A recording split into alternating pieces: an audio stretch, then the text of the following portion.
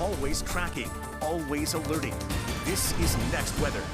Everybody, looks great for tomorrow. It's just some isolated showers, and that'll be mostly through the day on Sunday. I think the rip current risk is going to be more of an issue with that wind that's going to be gusty at times, particularly along the coast. It's also going to keep us a little bit cooler right along the coast, low 80s and then mid 80s inland. We'll check in on the tropics in a second. As far as our overall rain chances, staying minimal for tomorrow, 10% coming up for Sunday, and then Monday would be the higher moisture chance. Got a front moving in from the north.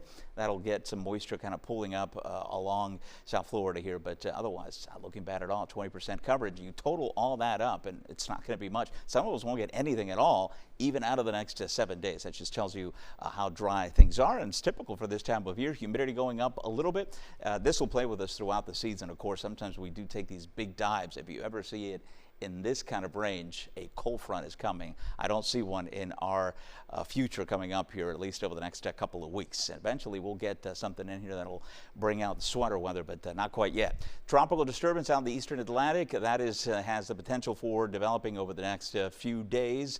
7-day odds at 30%, but notice where the circle is, way out in the Caribbean. We'll track this for you and be able to see how it tries to get going here, but conditions not going to be favorable until it gets into the Caribbean west of the Leeward Islands, and then eventually we could be dealing with either a depression, perhaps a tropical storm.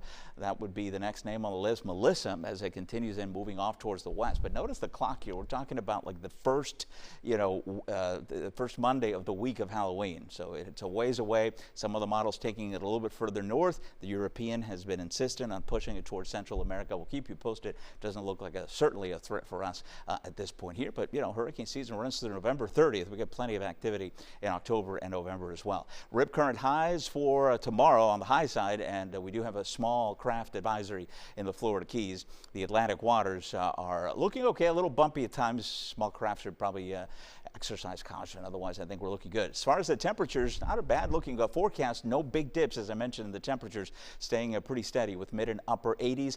A few degrees cooler right along the coast with that onshore wind that's going to be coming in. And then again, our high rain chance coming up on Monday only at 30%. So looking good for the next 7.